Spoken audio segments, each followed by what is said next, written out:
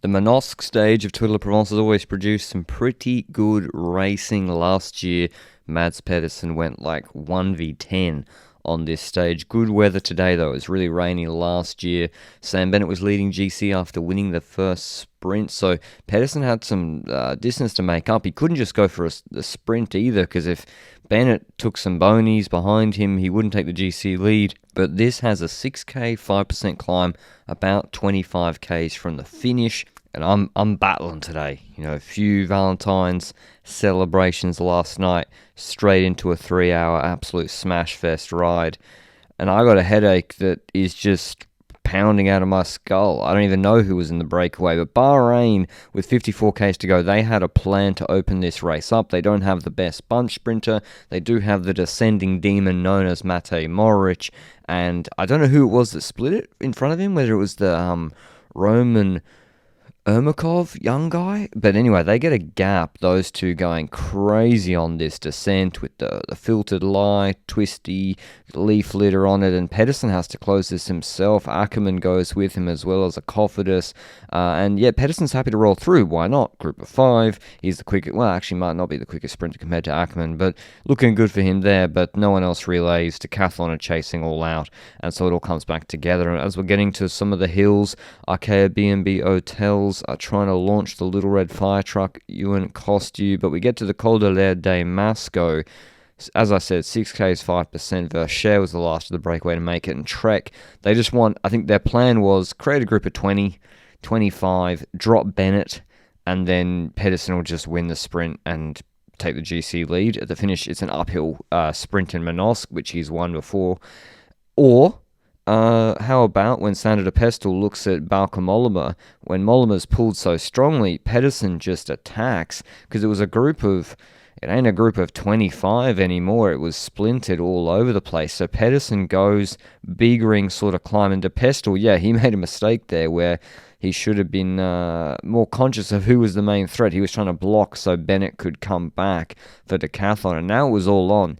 Cepeda on EF Education Easy Post, he bridges across. He's going to defend because they've got Marijn van den Berg a little bit behind, and Pedersen's just smashing. He's just going to go all out over the top, all out over the descent. There's an intermediate sprint for Bonies, actually, just after the descent, and it's Fred Wright in good shape chasing with Cubis on his wheel, the Rockets man.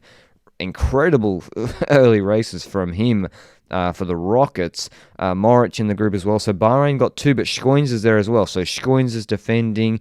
Mohoric and Wright tried to roll this group a little bit, try to bridge across to this group of 3. But yeah, credits to Pedersen. He just sometimes decides, I'm going to make the race my own. I'm going to control the race.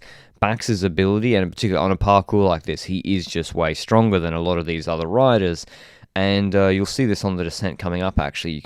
Poor old Cepeda, you can see the physical difference. We get to this right-hander. De Pestel doesn't take it as well as Pedersen.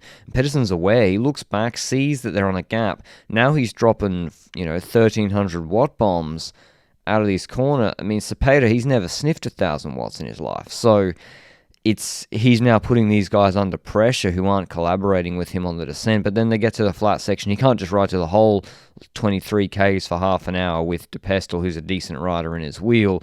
But he makes sure they get to the Boney sprint beforehand. And this group of 6 does make it back to them in pretty short order with about 20k's to go. Despite the cajoling of Pedersen, he cannot convince De Pestel to relay with him. Although Bennett, he'll never come back. Wright makes it across and immediately anticipates. Great move, because Pedersen doesn't want to react. He doesn't want to. He's about to, but then he sees Schoens. This is why the beauty of having teammates. Schoens reacts, and free Tom Schoens. He's never allowed to ride for himself, man. He never. He could have ridden with, probably loses to Wright, so why would you? Because then when the next anticipation goes, Pedersen is with Mohoric, and if these two go to the finish, there can only be one winner. Bahrain, Mohoric decides to relay. I guess it also, and Schoens is defending behind, so this group is out of it. When you see them swinging across the road, and yeah, Schoens just defending like that, these two are not being caught by that group. Maybe the Peloton, but that's on 50 seconds with not many domestiques left and about 3 Trek riders blocking. So should Mohoric have relayed so much to the finish?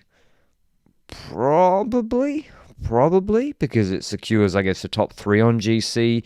And what else are you going to do? Sprint from the group behind, and Wright and that group have been absorbed into the larger group of Little Trek behind. He stops relaying, though, with about 2Ks to go, but you saw Pedersen last year. He let out this whole sprint and had Axel Zangler in the wheel, and he closed 1,000,000 attacks. This is nothing for him. Just 1-on-1 v Mohoric, and with an uphill sprint where aero doesn't matter, which is where Mohoric excels, it's just pure power. Pedersen just whacks it from in front of him and puts him on 3 seconds. So, despite the disappointment of the bunch sprint yesterday, Pedersen makes it right today, winning in Manosque again, decisively, impressively, and credits to him and Trek for taking up the race. And wins. GC looks pretty locked because also Bennett's nowhere and he's taken 1,000,000 bonus seconds as well. In the sprint behind, Godon looked pretty sharp for Decathlon, so they had a second option as well, even though Bennett didn't make it. But Fred Wright rolls him just before the finish. So yeah, maybe Bahrain, maybe shoulda, woulda, coulda, but yeah, hard to criticise Mohoric for relaying, to be honest. So Pedersen wins the stage on 3 or 4 seconds out of Mohoric, then Wright, Godon, Vandenberg, Penway, Kirsch, Gruel, Mollema, and Raul Garcia Piana. Here's what Pedersen had to say after the stage. When did you feel victory was near? I would say a few kilometers to go. When you have a strong group behind you, pulling and chasing you, it's never safe before you're passing the finish line. So I would say the last K, I was sure that we will sprint for the victory, but you're never sure before you're passing the finish line. During the race, Étoile de Bessèges, you were sick. How do you feel today?